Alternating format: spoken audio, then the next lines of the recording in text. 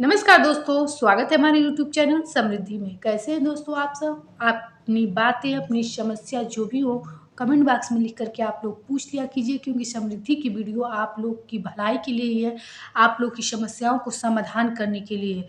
क्योंकि आप लोग जानते हैं कि समृद्धि के यहाँ लोग ऐसे ही इतने ज़्यादा आते हैं कि हमें टाइम नहीं मिलता है कि मैं आप लोग को वीडियो बना के दूँ। लेकिन मुझे बहुत अच्छा लगता है जब कोई कहता है कि वीडियो के माध्यम से उसकी समस्या खत्म हो गई, मेरे यहाँ आना भी नहीं पड़ा।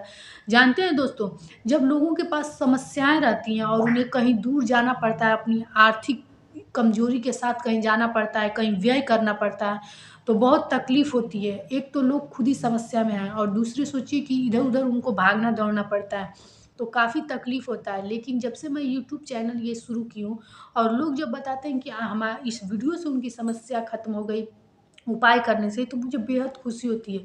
क्योंकि मैं सोचती हूँ कि आप लोग का जब विपत्तियाँ आएँ, आप लोग पे जब परेशानी है, तो आप इधर-उधर भागने-दौड़ने के बदले आप लोग स्वयं से कार्य कीजिए और स्वयं उस समस्या का खत्म कीजिए। आप ही सोचिए दोस्तों, आप ही के इस जन्म के या पूर्व जन्म के कर्म से आपके जीवन में समस्या आई है, फिर आप लोग किसी के दो व्यय करके पैसे रुपए को, और एक तो तंगी रहती है और व्यय करके आप अपने घर में पूजा पाठ कराते हैं, उससे बेहतर रिजल्ट और जल्दी अच्छा परिणाम आपको मिलता है आपके स्वयं पूजा पाठ और कर्म को करने से। खुद सोचिए, जब आपने ही कि अपने कर्म से किसी को दुखी किया है, तो सुख भी आप ही पहुँचाएँगे तो पहुँचेगा, ना कि नौकर रख कर के और वो चीज़ को पूर्ति आप करा सकते हैं। इसीलिए किसी की आत्मा आप लोग मन, कर्म, वचन किसी के द्वारा दुखी किए हैं, इस जन्म में चाहे पूर्व जन्म में, तो सुख आप ही पहुँचाएँगे, आप ही उस प्रकार की याचना करेंगे, तो जल्द ही सफल होंगे, जल्द ही आशीर्वाद मिलेगा। उसी प्रकार से, जिस प्रकार से आप मान लीजिए अपने परिवार का कोई सदस्य हो, आप उसके द्वारा उनको कष्ट हुआ है और आप फिर नौकर से लगवा करके, आप मान लीजिए बाइक से किसी को चोट ही लगी है और आप उसको अपने दिल पर ना लेके, अपने मन पे ना लेकर के किसी के द्वारा वहाँ पैसा भिजवाएँ, किसी के द्वारा रिक्वेस्ट भिजवा दें कि मुझसे गलती हो गई, माफ़ कीजिएगा। उस चीज़ में, ये तो बहुत छोटी चीज़ है, और उस चीज़ में एहसास कीजिए और स्वयं से जाइए कि किसी से प्रार्थना कर दें कि मुझसे ये चीज़ की गलती हो गई, मुझे क्षमा कीजिएगा। तो दोनों में अंतर है, बस इसी तरह से कर्म भी होते हैं दोस्तों। मान लीजिए आपके मन से, आपके तन से, आपके कर्म से, वचन से किसी को कष्ट पहुँचा है, तो आप भगवान के सामने याचना स्वयं करेंगे, स्वयं मंत्रों का जाप करेंगे, स्वयं वो कर्म करेंगे, तब जाके आपकी विपत्ति समाप्त होगी। न कि कई हज़ार रुपए खर्च करके घर में मंत्र जाप करा करके, उच्चारण करा के, और आप सोचेंगे तो पंडित आएगा, ज्योतिष आएगा तो उस तरह से आप लोग के घर में कथा याचना नहीं करेगा, जिस प्रकार से आप स्वयं दुखी हैं और स्वयं करेंगे। दोस्तों, आप लोग को बातें समझाने में मेरी वीडियो थोड़ी बड़ी हो जाती है, इसके लिए मैं बहुत-बहुत आप लोगों से क्षमा माँगती हूँ। कोशिश ये करती हूँ कि आप लोग को कितनी गहनता से ज्योतिष को समझा दूँ कि क्या-क्या आप लोग को कर्म करने चाहिए जिससे आपका जीवन बेहतर तरीका से चले। तो चलिए वीडियो को आगे बढ़ाते हैं दोस्तों। आज सबसे महत्वपूर्ण सवाल मैं आप लोगों से बताने वाली हूँ कि सूर्य को जल तो लगभग पूरे लोग देते होंगे, क्योंकि मैंने काफ़ी वीडियो इस पे बनाए हैं कि सूर्य को जल 12 साल से अधिक बच्चा जो कि सुबह-सुबह स्कूल जाते हैं, उन सबको भी माँ लोगों को चाहिए कि एक लोटे में जल तैयार करके रखी रहे ताकि बच्चा धीरे से ही गिरा करके जाए। क्योंकि सूर्य की शुभता ऐसी है दोस्तों कि यदि सूर्य आपके कुंडली में उच्च राशि में पहुँच गया, शुभ घर में पहुँच गया, तो आपका जीवन राजा की तरह चलेगा। जितने भी आप बड़े लोगों को देखते होंगे, उनका कुंडली उठाकर देख लीजिएगा, उनका सूर्य जो होगा उच्च राशि पर होगा। तो सबसे पहले तो आप लोग को 1-2 कार्य ऐसे बताती हूँ कि जो कि कभी भूल करके मत कीजिएगा। अपना जूठा हाथ कभी भी अपने सिर से मत लगाइएगा, नहीं तो इतनी तंगी घर में आएगी, इतना समाज में अपमान झेलना पड़ेगा कि फिर आप लोग बनाए इस जीवन में आप लोग का कर्म नहीं बन पाएगा। इसलिए सूर्य को अगर शुभता देना चाहते हैं, सूर्य ग्रह को शुभ घर में रखना चाहते हैं, तो कभी भी जूठा हाथ आप लोग तुरंत जाकर धो लिया कीजिए, कुछ भी खा करके। जैसे कुछ लोग हाथ से ही होता है कि पूड़ी रोटी हाथ में ही लेकर खा लेते हैं, लड्डू वगैरह ये सब खा लेते हैं, तो फिर आप लोग हाथ नहीं धुलते हैं। लेकिन हाथ धुल लेना चाहिए, क्योंकि ये अगर दुर्भाग्यवश भी सिर पे गया, तो ये सूर्य को मतलब आपके राशि को नीच घर में करता है।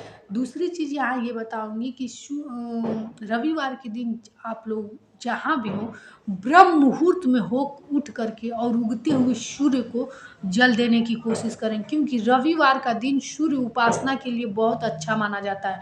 और अब जबकि लगने वाला है खरवास, मैंने आप लोग को बताया कि खरवास में सूर्य की उपासना करनी चाहिए। तो यदि आप लोग अपने घर में आर्थिक स्थिति से धन व्यय से परेशान हैं, क्योंकि कभी-कभी क्या होता है कि धन आता तो है, लेकिन वो आने से पहले जाने का रास्ता तैयार किया रहता है कि वो चला जाता है, और महीने के लास्ट तक जाते-जाते कितनी भी आमदनी रहती है, कर्ज लेना पड़ता है। या फिर किसी कभी-कभी क्या होता है कि लोगों का धन आता भी है, तो वो खर्च भी इसी प्रकार से होगा, जैसे दवाई पर हो जाएगा, बेवजह परेशानियों पर हो जाएगा, छोटा काम भी आप करने जाएँगे तो वो बड़ा बन जाएगा।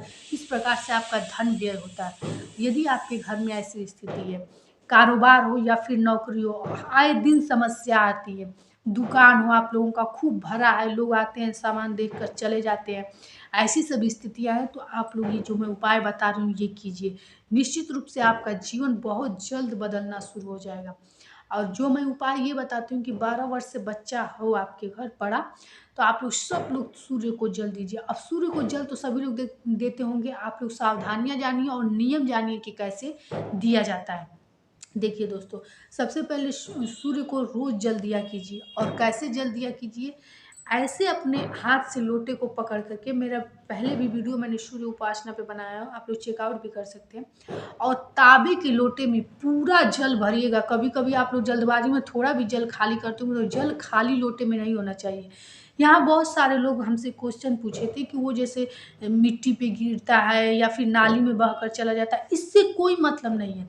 जब आपका जल धरती पर गिर गया, धरती का स्पर्श हो गया, तो उसके बाद वो कहाँ जाता है ये इस कोई मतलब नहीं रखता है।